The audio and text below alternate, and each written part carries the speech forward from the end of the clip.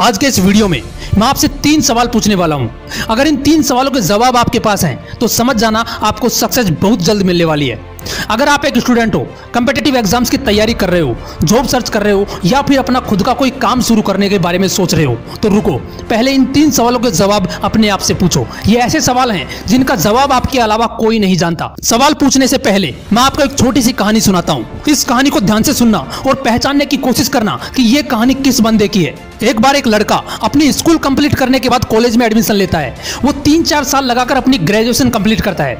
उसके बाद वह गवर्नमेंट जॉब्स के लिए फॉर्म अप्लाई करना शुरू कर देता है, लेकिन उसकी गवर्नमेंट जॉब नहीं लगती है। उसके बाद वह 10-15 हज़ार रुपए की सैलरी में एक प्राइवेट जॉब करना शुरू कर देता है। कई साल निकल जाते हैं और फिर वो एक दिन इस दुनिया को छोड़कर चला जाता है। कुछ समझ में आया ये कहानी किस इंसान की है? मैं बताता हूँ। ये कहानी हर उस इंसान की है जिसके पास इन 3 सवालों का जवाब नहीं होता। अगर आप चाहते हो कि आपकी कहानी ऐसी ना हो तो फिर इन 3 सवालों का जवाब अपने आप से जरूर पूछना। सबसे पहला सवाल, कौन है आप? कौन जानता है आपको? Who are you? अपनी कहानी को इंटरेस्टिंग बनाने के लिए आपको इस दुनिया को बताना पड़ेगा कि आप कौन हैं, और उसके लिए आपको कुछ ऐसा करना पड़ेगा जो लाखों में कोई एक करता है। याद रखना, हर ताज के लिए सर होता है लेकिन हर सर के लिए ताज नहीं होता। उस ताज के लिए पहले आपको राजा की तरह बनना पड़ेगा। यह दुनिया राजा को जानती है, प्रजा को नहीं।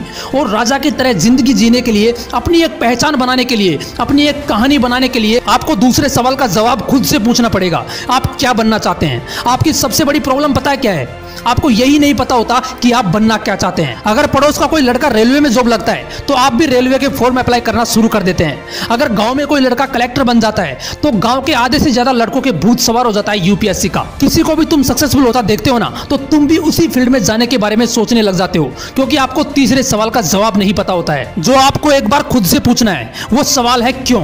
तुम जो कुछ भी बनना चाहते हो ना, क्यों बनना चाहते हो? ये सवाल एक बार अपने आप से पूछना। अगर तुम डॉक्टर बनना चाहते हो तो क्यों बनना चाहते हो? इसलिए तो नहीं कि पड़ोसी डॉक्टर बन गया तो मैं भी बन जाऊंगा। जब सचिन तेंदुलकर ने क्रिकेट की दुनिया में एंट्री ली थी उससे पहले लता मंगेशकर की आवाज हिंदुस्तान में गूंजने लगी थी। अगर उस समय सचिन तेंदुलकर ये सोचते कि मैं भी एक सिंगर बन जाता हूं तो सोचो आज वो कहां होते। एक बार पूछो अपने आप से। इंपॉर्टेंट ये नहीं है कि तुम बनना क्या चाहते हो, इंपॉर्टेंट ये है कि तुम जो कुछ भी बनना चाहते हो ना, क्यों बनना चाहते हो, उसे एक वजह को ढूंढो। ये 3 सवाल रोज अपने आप से पूछना कि आप कौन हो, क्या बनना चाहते हो और क्यों बनना चाहते हो, और पूरी जान लगा दो उस काम को करने में। यकीन मानो आपकी सफलता की सीढ़ियां अपने आप बनती चली जाएंगी। अगर वीडियो अच्छी लगी तो इसे लाइक करना, शेयर करना, और अगर